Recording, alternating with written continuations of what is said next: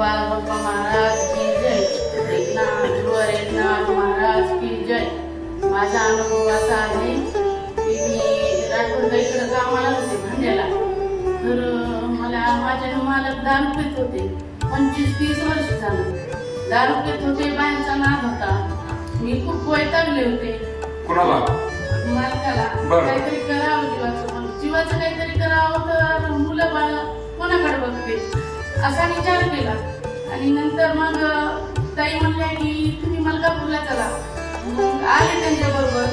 महाराजांचा आशीर्वाद घेतला आणि वाऱ्या करते पारायण करते. माझ्या मालकाला इंजेक्शन झाले, चांगले झाले. किती चांगलं झालं माय. कुठे मालक? मालक नाही आले. तुम्ही एकटे झाला. अर्ध तिकीट आहे त्यामुळे तुम्ही एकटे जाता. काय माझा नवरा खूप दारू पित होता आणि दारू पित असल्यामुळं वैतागून गेल्या होत्या. परंतु गाव कुठला? माजलगाव इथली रामानी येते आहेत त्या. त्यानंतर मी धुणे भांडे करत होते. बघा किती अवस्था बेकार असते. लोकांच्या धुणे भांडे करणारे मी. पण मला ज्यांच्याकडे मी कामाला होते त्या माता माऊलीने मला सांगितलं की मलकापूरला जा, आशीर्वाद घ्या. तिथला आशीर्वाद घेतल्यानंतर तुमच्या नवऱ्याची दारू प्यायची बंद होईल. आशीर्वाद घेणार नाही. खूप त्रास देत होते आम्हाला.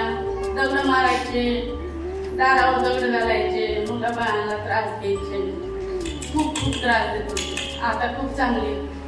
किती चांगलं. आणि माझा दुसरा अनुभव असा आहे की कालच्या कावदानामध्ये माझ्या दारात लिंबाचं झाड आहे. माझ्याकडे गाई येतं 2. तर ती गाय लिंबाला बांधलेली होती सावलीला.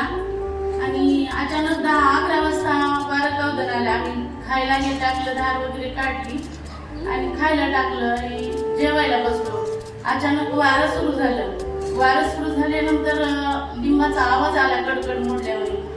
तर नंतर मी ताट तसं ढकललं आणि हात पण धुतला नाही आणि पाणी पण पिले नाही. जाऊन महाराजांपाशी म्हणलं, महाराज तुम्ही सांभाळा, माझे जनावर आहेत बाहेर आणि मी काय करू, लाईट गेलेली, मला काही दिसत नाहीये.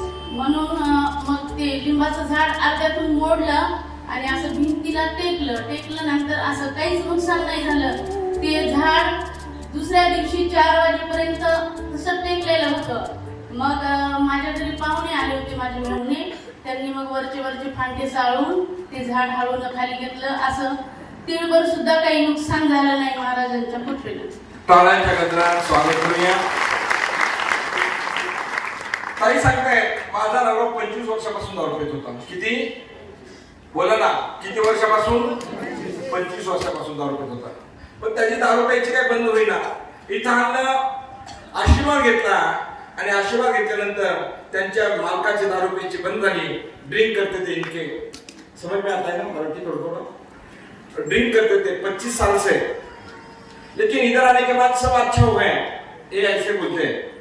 आणि त्याच्यानंतर इथं आशीर्वाद घेतल्यानंतर आता ते व्यसनमुक्त आहे.